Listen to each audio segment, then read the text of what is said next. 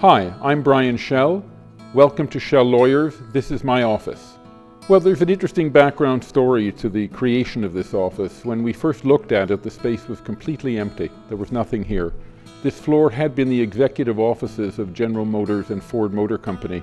And in fact, they tested the Model T Ford on the roof of this building, and there's still the freight elevator that still operates. So when we initially looked at the space and it was completely empty, we decided that we wanted an office that didn't segregate clients from lawyers, that didn't make clients feel that they were going to the dentist, and that didn't segregate and separate the lawyers and the staff from the clients. In fact, the clients pay us, the clients provide assistance to us throughout all cases, and we wanted them to feel that they were engaged, involved, and when they came into the office and they sat down and they were waiting for us, or they were thinking about what they were going to do, we didn't want them to feel that they were in a waiting room. We wanted them to feel that they were involved and engaged and part of the process. That's consistent with a kind of structural approach to the way in which I look at the world and the way in which, for my clients, I advance their issues. How we create our physical environment is not dissimilar from how we've structured our political and socioeconomic environments.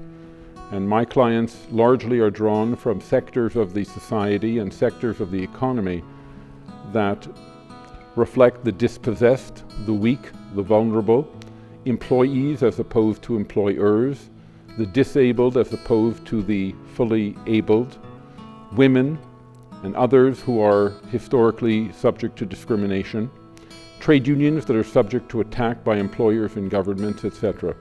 So we represent a structure, right? A class structure, if you like, an environmental and architectural and geographic structure in the society. And that's reflected in the way we've created this little environment. One of the most difficult things about being an engaged lawyer is a client walks in the office and the client has a very, very, very serious problem, the client thinks.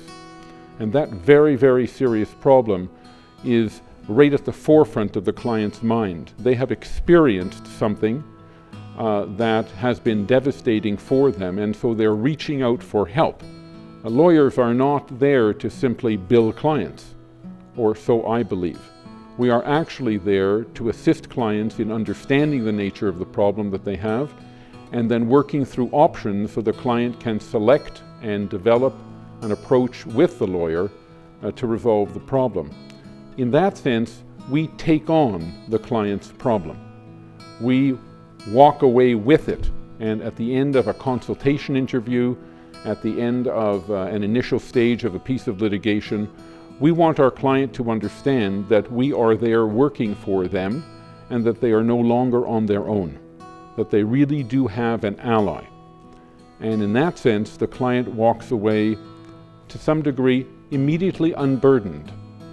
They are lighter on their feet. There is somebody working with them. The converse, of course, is that we are not unburdened. We've now accepted this enormous responsibility of trust, what lawyers call a fiduciary responsibility, to really advance the client's interest with earnest. And if you take your responsibilities as a lawyer seriously, it's enormously demanding work. And that enormously demanding work requires pacing, it requires relief from time to time.